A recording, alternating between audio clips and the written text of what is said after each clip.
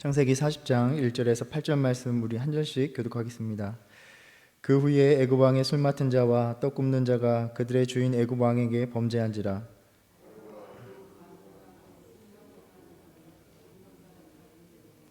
그들을 친위 대장의 집안에 있는 옥에 가두니 곧 요셉이 갇힌 곳이라.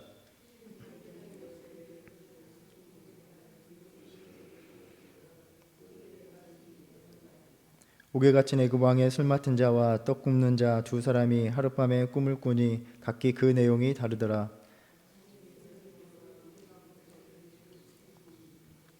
요셉이 그 주인의 집에 자기와 함께 갇힌 바로의 신하들에게 묻되 어찌하여 오늘 당신들의 얼굴에 근심의 빛이 있나이까?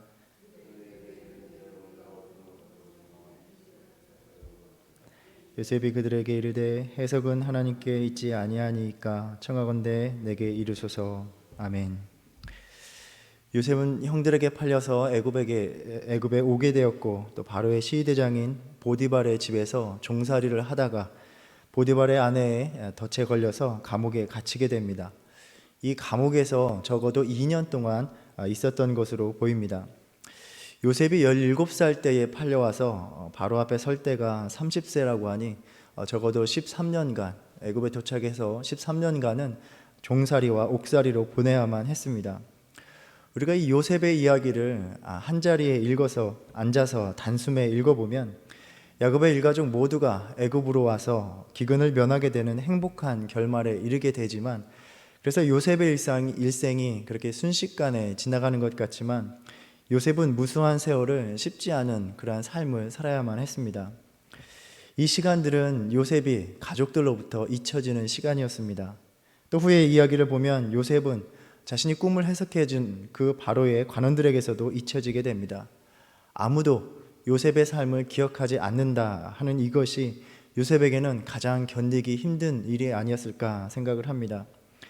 요셉이 형들에게 팔려서 노예로 애굽에 팔려가는 그 무자비한 사건은 본래 선하신 하나님의 계획은 아니었습니다.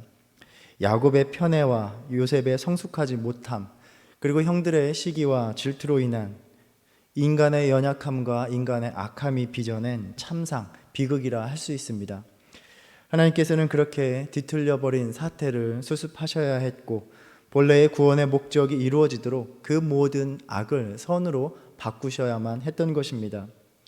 한편으로는 이 모든 과정 속에서 요셉이 성숙해져 가는 시간이었다라고 생각을 합니다. 형들의 시기와 질투를 사는 일에 있어서도 살펴보면 요셉이 그렇게 잘한 일은 없습니다. 형들의 잘못을 아버지에게 고함으로써 아버지와 형들의 거리는 그만큼 멀어졌을 것입니다. 또 어렸기 때문이었기도 했겠지만 아버지 야곱의 편애를 누리는 것을 늘 당연하게 여겼습니다. 며칠을 걸어가야 하는 그 거리를 굳이 아버지의 채색 옷을 입고 가서 형들을 자극하고 형들이 자신에게 악을 행하게 함으로 자기 스스로를 위험에 빠뜨리기도 한 것입니다. 그리고 또 자랑스럽게 자신이 꾼 꿈을 이야기하는 모습을 보면 요셉은 늘 자기 자신을 중심에 놓고 살아갔던 사람이었지 않을까라고 짐작해 봅니다. 형제들을 배려하기보다는 그렇게 자신이 누리는 좋은 것들을 내세웠던 요셉이 이제 종살이를 하게 됩니다. 자랑하기보다 남의 비율을 맞추며 살아가야 하는 그러한 삶을 살아가야 했습니다. 스스로를 낮춰야 했고 그럴 수밖에 없는 위치에 놓였습니다. 자신이 받았던 꿈과는 전혀 다르게 흘러가는 삶을 살아야 하는 현실이 충격적이면서도 한편으로는 진정으로 그 꿈속에서처럼 다른 이들의 저를 받는다는 것의 무게가 무엇인지를 알고 그에 적합한 자로 변화되는 과정이었다라고 생각합니다. 그럼에도 불구하고 17살의 이 어린 나이에 이러한 일을 겪는다는 것은 참으로 견디기 힘든 일이었음이 분명합니다. 애굽으로 끌려와서 며칠 몇 날을 그렇게 두려움과 공포 속에서 떨며 그리워하는 아버지를 찾으며 울며 밤을 지새웠을 것입니다. 요셉을 그렇게 아끼던 이들에게서 멀어져 갔지만 그 모진 세월 속에서 요셉의 삶을 잊지 않고 계신 분이 계셨습니다. 바로 하나님이셨습니다. 요셉은 그 숨쉬기 힘든 삶 속에서 자신과 함께하여 주시는 하나님의 은혜를 맛보게 되었습니다. 요셉은 종이었지만 우리가 나누었던 것처럼 형통한 자가 되어서 살아갔습니다. 보디발이 자신을 높여 온 집안 살림과 소유를 맡아 보는 자로 삼는 것을 보면서 하나님께서 이 삶 속에서 나를 붙들어 주시는구나, 도우시는구나를 체험한 것입니다. 그렇지만 요셉에게 주어지는 삶을 보면 진정한 우리 믿음의 현실이 무엇인가를 적나라하게 똑똑하게 보여줍니다. 우리는 이 요셉의 이야기를 다 알기 때문에 그 모든 과정 속에서 하나님이 섭리하셨다는 것을 보고 있습니다. 그렇지만 정작 우리에게 주어진 각자의 현실에서 하나님의 섭리를 믿음으로 받아들이며 살아간다는 것은 참 쉽지 않은 문제입니다. 비록 요셉이 보디발의 집에서 종노릇할 때에 자신의 삶을 도우시는 하나님의 손길을 맛보며 살았다 해도 계속되는 그의 삶 속에서 펼쳐지는 그의 현실은 늘 믿음의 새로운 도전이었습니다. 우리는 하나님께서 인도하시는 방식과 그 때를 알 수가 없기 때문에 언제나 우리에게 믿음은 도전입니다. 그렇지 않다면 믿는다는 일이 그렇게 어려운 일은 아닐 것입니다. 요셉이 자신이 어떻게 될 것을 다 알면서 형제들에게 팔려갈 때, 그래, 이것은 하나님께서 나를 애굽으로 보내시려는 다 계획이 있는 것이야. 또 보디발의 집에 종으로 팔릴 때에 이제 앞으로 나는 이 집에서 모든 집안 일을 맡는 자가 될 거야. 그렇게 평온한 마음으로 하나님이 자신을 어떻게 인도하시는지 그 결과를 알면서 주어진 상황을 맞이하지 않았다는 것입니다. 그러한 일을 당할 때마다 그는 두려움과 불안 속에서 떨며, 하나님, 내 인생이 어떻게 되는 것입니까? 도대체 주님께서 주신 꿈은 이루어 주시는 것입니까? 그 꿈이 주님이 주신 것은 맞는 것입니까? 수많은 의문을 품고 하루하루를 보냈을 것입니다. 때로 하나님이 자신의 삶 속에서 함께 하셔서 인도하시는 과정을 보면서 주님의 섭리를 의지하며 살아가기도 합니다. 그러나 또 새롭게 주어지는 현실, 그것은 또 언제나 믿음의 도전을 던져줍니다. 보디발의 아내가 자신을 유혹할 때에 요셉은 하나님 앞에서 악을 행하여 죄를 지을 수 없다라고 거절하였습니다. 그는 하나님 앞에서 올바른 삶을 살아가고자 믿음의 길을 선택한 것입니다. 그런데 그 결과는 어떠했습니까? 오히려 여주인을 해하려 했다는 누명을 받고 옥에 갇히게 됩니다. 이제 종살이에 이어서 옥살이를 해야 합니다. 요셉은 내 믿음의 결과, 믿음을 택한 결과가 이것인가 생각하며 또다시 낙심하고 좌절되었을 수도 있습니다. 왜 이렇게 내 인생이 꼬여만 가는 것인지 회의가 들었을 것입니다. 하나님께서 자신에게 주신 꿈이 형들이 자신을 종으로 팔 때에 다 부서지는 듯 하더니 하나님께서 형통함을 허락하실 때에 그 꿈을 이룰 수 있지 않을까 잠시 소망을 가졌다가도 이제 또다시 죄인의 신분으로 살아가야 할 처지에 놓였습니다. 우리가 나누었듯이 하나님께서 우리와 함께 하신다는 것은 이 세상에서 살아갈 때에 세상적으로 모든 것이 다 잘되고 풀린다는 것을 의미하지 않습니다. 또 환난이 결코 닥치지 않거나 비껴가거나 그러한 상황에서 쉽게 벗어난다는 것을 의미하지도 않습니다. 이 땅에서 우리가 신앙을 지키고 믿음을 지키며 살아갈 때에 그 믿음의 가치관과 세상의 가치관이 충돌하는 것, 갈등이 되는 것을 피할 수가 없는 일입니다. 세상의 가치관에 맞설 때에 우리는 세상적인 권력이 행사하는 부당함을 맛보며 살아가야 하기도 합니다. 바울의 전 생애가 그러했던 것입니다. 세상 사람들의 거센 반발과 저항에 부딪혀야 하고 옥살이를 해야 했던 요셉처럼 세상은 때로 우리를 고립시키기도 합니다. 우리가 공동체 안에서 신앙생활을 할 때도 마찬가지입니다. 하나님의 일에 힘쓰고 주님의 공동체를 섬기면 그 믿음의 선택으로 인하여, 그 믿음에 대한 보상으로 인하여 우리의 삶이 더 많은 것으로 채워져야 할 것 같은데 때로는 남보다 더 많은 것을 희생하고 손해보는 삶이 계속되더란 말입니다. 참 주님이 함께 하시는 것이 맞나? 그러한 회의가 들기도 합니다. 앞서 언급한 것처럼 요셉이 자신의 삶이 어떻게 흘러갈 줄을 다 알았다면 오히려 그는 평안했을 것이고 태어났을 것이고 하나님을 찬양하며 지냈을 것입니다. 그런데 그 주님의 섭리를 다 이해할 수 없는 현실을 살아간다는 것이 너무나도 힘들다는 것입니다. 요셉은 또 억울함이 가득하였습니다. 후에 바로의 관원들의 꿈을 해석한 후에 이렇게 이야기합니다. 당신들이 잘 되면 나 좀 건져달라라고 호소합니다. 나는 여기에 옥에 갇힐 만한 일을 도무지 하지 않았다라고 말합니다. 억울하다는 것입니다. 한편으로는 하나님이 나와 함께 하신다라는 믿음이 있으면서도 이 현실을 살아간다는 것이 아무렇지도 않지는 않다는 것입니다. 힘들고 억울하고 또 분노가 있는 것이 내 삶의 한자리를 차지하고 있는 것입니다. 오늘 또 우리는 주님께서 내 삶을 인도하심을 믿으려 하고 믿어지기도 하지만 또 도대체 이 어려운 현실 속에서 견디어내는 일은 쉽지가 않다는 것입니다. 바로 이것이 요셉의 믿음의 현실이었고 오늘 우리의 삶이라 생각합니다. 그럼에도 불구하고 우리가 나누었던 많은 이야기들, 아브라함과 이삭과 야곱, 그리고 요셉의 삶을 통해서 우리에게 계속해서 들려주시고 확인시켜 주시는 하나님의 말씀은 하나님은 여전히 분명하고도 확실하게 하나님의 구원의 계획을 이루어 가시고 계신다는 것입니다. 보디발은 요셉을 왕의 제수들이 갇혀 있는 그 옥으로 보냅니다. 우리가 어제 나누었듯이 어떤 면에 있어서 보디발은 요셉에게 그렇게 노하지 않았다고 보여지기도 합니다. 물론 성경은 보디발이 아내의 말을 듣고 심히 노하였다라고 전합니다. 그런데 이 노가 누구를 향한 것인지를 밝히지 않습니다. 진정으로 왕의 친위대장의 아내를 범하려 했다면 그는 그 즉시 죽임을 당해야 마땅했을 것입니다. 보디발은 그러한 권세도 있었습니다. 그렇지만 그는 요셉의 신실함을 알고 있었다고 보여집니다. 하지만 또한 그 사람들 앞에서, 많은 종들 앞에서 아내의 말을 들어주지 않는 것 또한 아내를 우습게 만들어 버리고 결국 자신에게 모욕과 수치이기 때문에 보디발은 요셉을 옥에 보내는 것으로 마무리한 것으로 보입니다. 하나님은 여전히 요셉과 함께 하셨습니다. 하나님께서 우리와 함께 하신다는 것은 하나님이 그 구원의 목적을 이루어 가시는 모든 과정에서 그 자녀들이 겪는 모든 삶 속에서 떠나지 않고 계시다는 것을 의미합니다. 수많은 갈등과 고난을 겪는 그 삶에 함께 머물러 주고 계시는 것입니다. 요셉의 이야기 속에서 계속해서 말하는 것은 여호와께서 요셉과 함께하여 주신다는 것입니다. 요셉이 하나님과 함께하는 것이 아니라 하나님이 주체가 되시는 것입니다.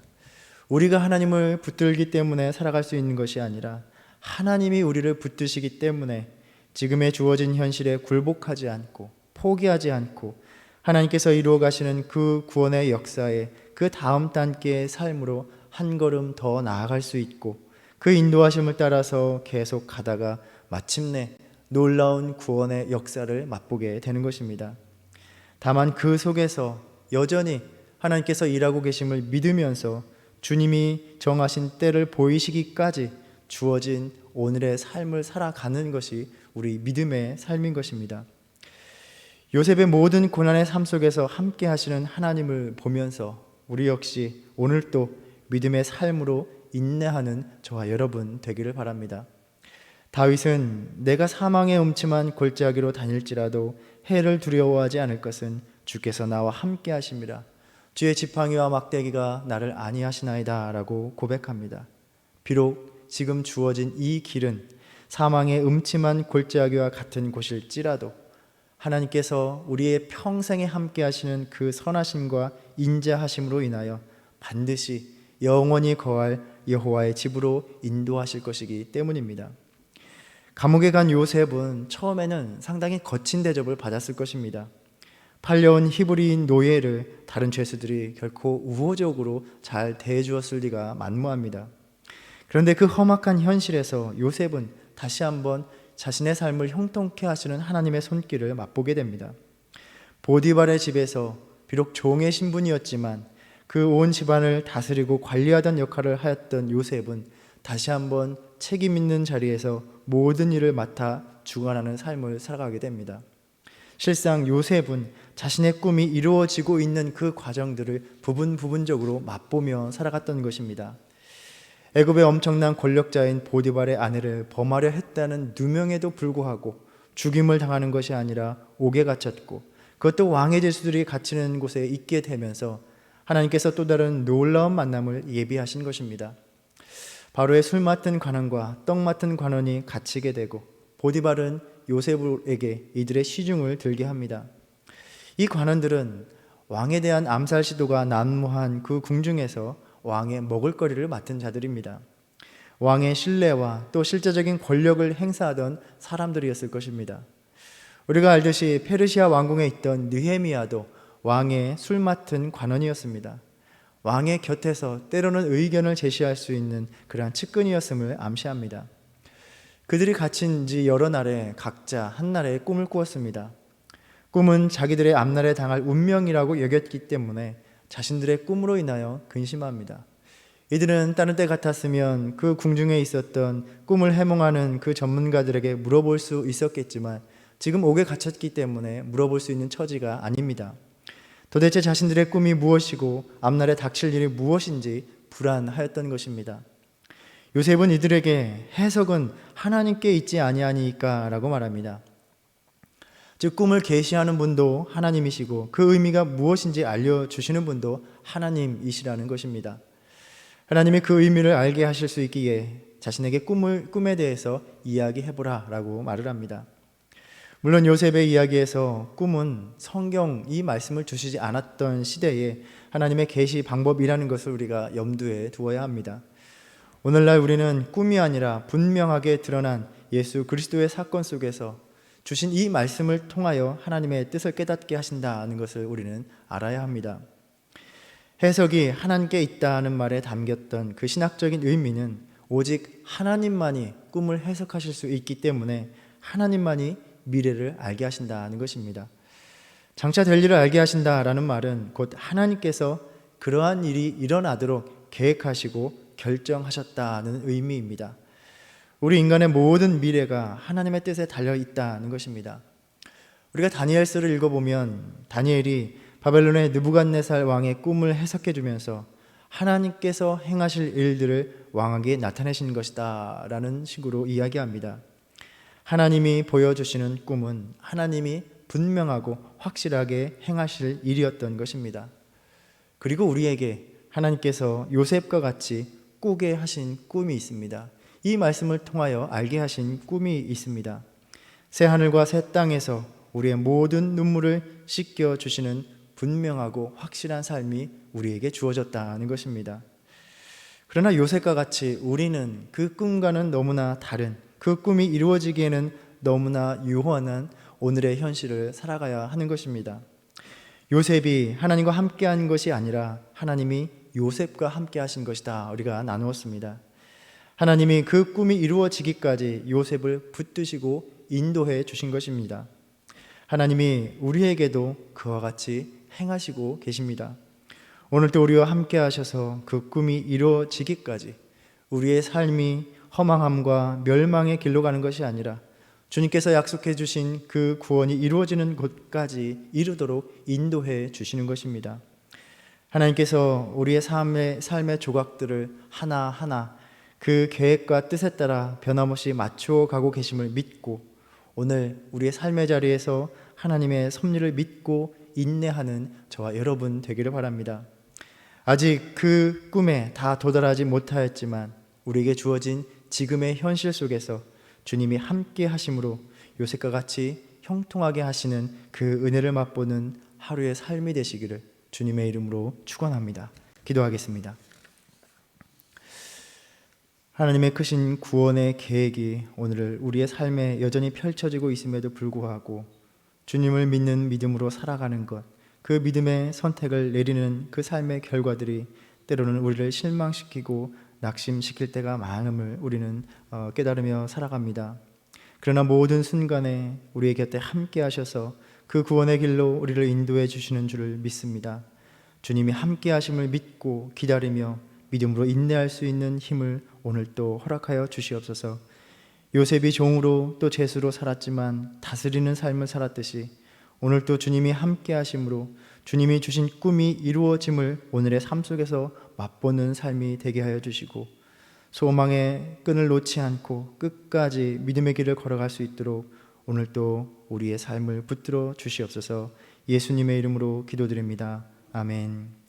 하늘에 계신 우리 아버지여, 이름이 거룩히 여김을 받으시오며 나라의 임하옵시며 뜻이 하늘에서 이룬 것 같이 땅에서도 이루어지이다. 오늘날 우리에게 일용할 양식을 주옵시고 우리가 우리에게 죄 지은 자를 사하여 준 것 같이 우리의 죄를 사하여 주옵시고 우리를 시험에 들게 하지 마옵시고 다만 악에서 구하옵소서.